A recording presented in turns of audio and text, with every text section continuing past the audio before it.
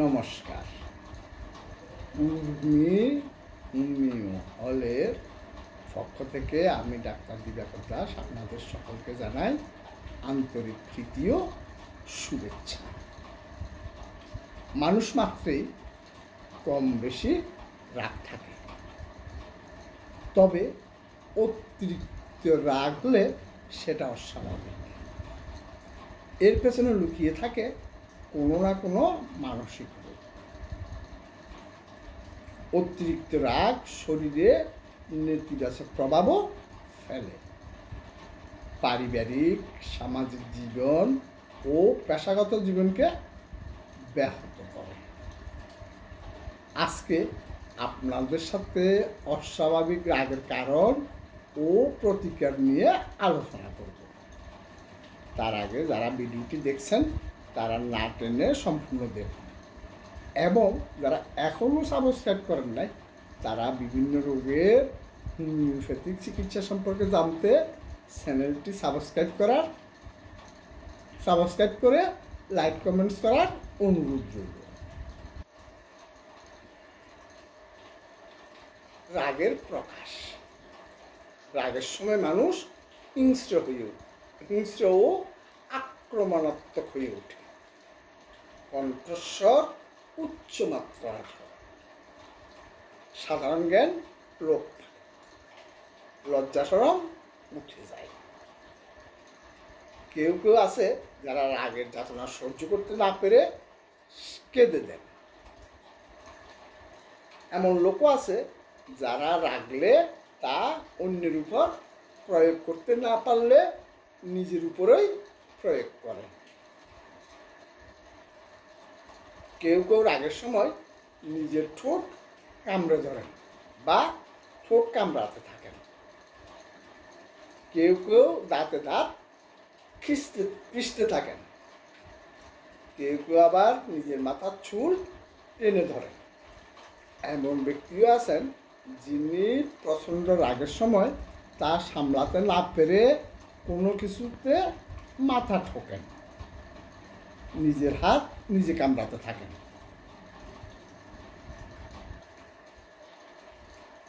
কারো কারো রাগ আবার বিধ্বংসী টাইপের।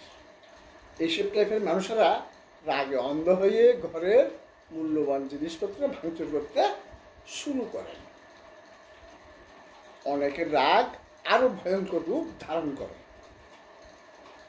তারা রাগের বশবর্তী হয়ে আক্রমণাত্মক হয়ে ওঠে। সবাই কিন্তু আবার সমানভাবে রাগের না। কোনো কারণে কেউ হয়তো ছট করে রেগে উঠে যাদের আমরা বলি মাথা গরম। আবার কেউ বা তার চেয়ে বেশি রাগের কারণেও খুব বেশি রাগ করে না। কেউ হয়তো এতটাই রাগ করে যে তার রাগের কোনো বহিঃপ্রকাশ হলো না বটে, তবে পারিপার্শ্বিকতা থেকে নিজেকে শামুকের মতো গুটিয়ে রাখে।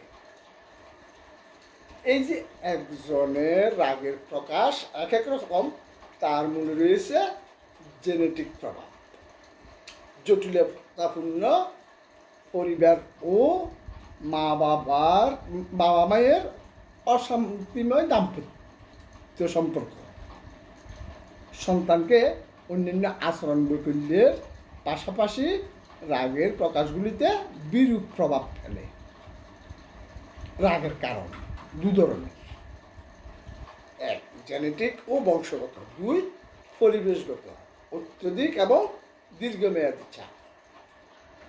দীর্ঘমেয়াদী উৎপীড়ন, উত্তেজকরণ, অতিরিক্ত ক্লান্তি, ক্ষুধা, ঘুমের অভাব, বঞ্চিত থাকা, অর্থনৈতিক, সামাজিক, পেশাগত জীবনে দীর্ঘমেয়াদী বঞ্চিত করা, স্নেহ, মমতা, ভালোবাসার অভাব, নেশাদ্রব্য সেবন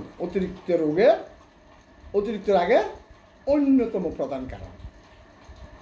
সম্পর্কগত সমস্যা, কনফ্লিক্ট, স্বামী স্ত্রী, মা বাবা, ভাই বোন, সন্তানের সঙ্গে দ্বন্দ্বমূলক সম্পর্ক, অতিরিক্ত টিভি দেখা, পর্নোগ্রাফি আসক্তি, ইন্টারনেট বা ফেসবুক আসক্তি, ইম্পালস কন্ট্রোল ডিসঅর্ডার, যারা কোনো কারণ ছাড়াই রাগে ফেটে পড়েন,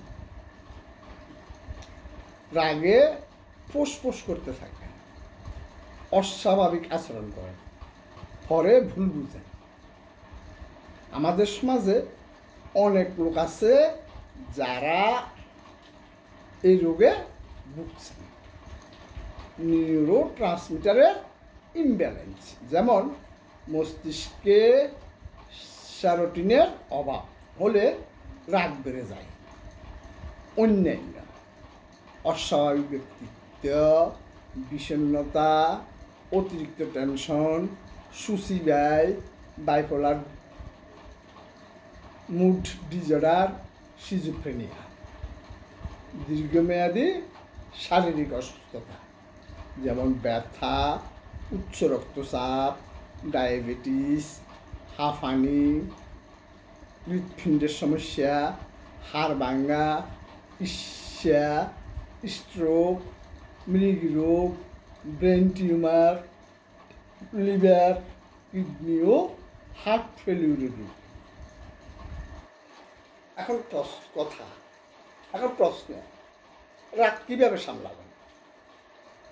রাগকে পুরোপুরি চেপে রাখা যাবে না, একেবারে দমন করাও যাবে না, কারণ অবদমিত রাগ থেকে জন্ম হতে পারে নানা রকমের মানসিক রোগ ও শারীরিক সমস্যা। তাই আমি কিছুতেই রাখবো না। রাগ দমিয়ে রাখার মূল মন্ত্র কিন্তু এটাই। মাথা ঠান্ডা রাখতে মানুষে বোঝাপড়া যেমন দরকার, তেমনই প্রয়োজন রাগের কারণ ভুলে যাওয়া এবং অবশ্যই ক্ষমা করা। ক্ষমা সুন্দর চোখে দেখলে শত্রুর উপরও রাগ করতে পারবেন না। হোমিওপ্যাথিক প্রতিবিধান, রাগ নিয়ন্ত্রণে হোমিওপ্যাথিতে ফলদায়ক ওষুধ আছে, যা অন্য চিকিৎসায় আছে বলে জানা নেই। লক্ষণ সাদৃশ্যে নিম্নলিখিত ওষুধগুলি ব্যবহার করা যেতে পারে: অ্যাকোনাইটনাফিলাস, অ্যান্টিনক্রুট, এপিসনেল, অরামমেট, বেলেডোনা, ব্রায়োনিয়ালবাম, calcarea carb, causticum, chamomilla, hepar sul, kali carbonicum, কেলিয়াইওট, লিলিয়াম ট্রিক, natrum mur, natrum carb, platinum, sepia, acid সাল্ট, লাইকোপোডিয়াম, থুজা, লাক্স ভূমিকা উল্লেখযোগ্য। তবে অবশ্যই বিশেষজ্ঞ চিকিৎসকের তত্ত্বাবধানে থেকে ওষুধ সেবন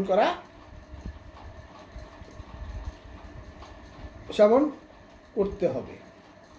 কখনোই নিজে ওষুধ সেবন করা উচিত নয়। এক্ষেত্রে হোমিও হল রোগের মূল কারণ শনাক্তের মাধ্যমে বিশ্বমানের হোমিওপ্যাথিক চিকিৎসা সেবা দিয়ে আসছেন। আজকে এই পর্যন্ত, ধন্যবাদ।